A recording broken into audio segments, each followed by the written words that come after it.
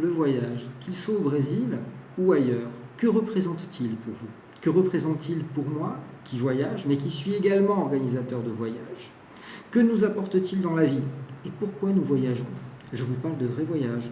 Je ne vous parle pas de ces séjours que l'on achète clé en main à des prix intéressants sur Internet. Non, je vous parle d'un voyage qui ouvre les horizons, un voyage qui va impacter votre philosophie de vie. Pour moi, le voyage a toujours fait partie de ma vie, depuis mon enfance avec mes parents, puis en tant que journaliste, et aujourd'hui en tant qu'organisateur de voyage. Ce parcours, ce style de vie m'a fait comprendre que notre meilleur guide durant le voyage ou dans la vie, eh bien, ce sont les émotions, les expériences. En fait, le voyage, c'est une école de vie. Alors bien sûr, on ne voyage pas de la même manière à 20 ans ou à 50 ans.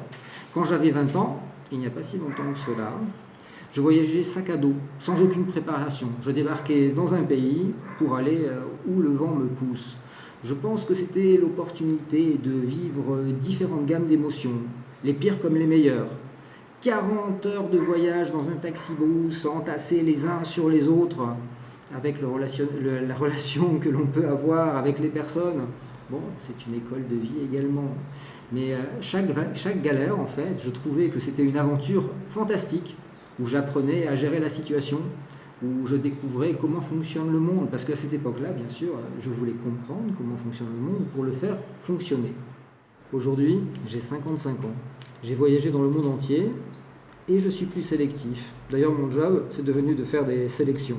Sélection d'hôtels, de guides, de bateaux, de 4x4. Bref, plus sélectif parce que j'ai moins de temps, comme vous, j'imagine.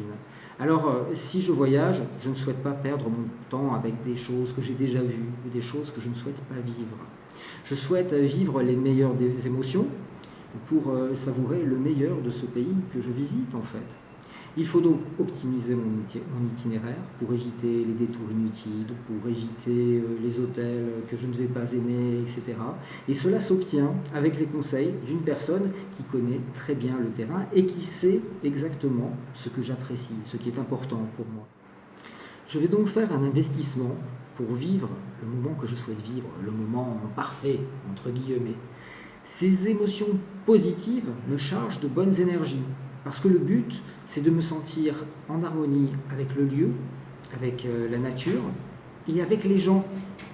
Et également avec ceux avec qui j'ai choisi de voyager. Mes amis, ma famille, ceux qui vont m'accompagner au long cours de ce voyage. C'est l'occasion de construire entre nous un lien encore plus fort basé sur les émotions de ce voyage. Bref, un beau voyage, c'est un investissement sur vos futurs souvenirs. Et pour cela, ce voyage doit être bien géré par quelqu'un qui connaît bien. Je vous attends donc au Brésil.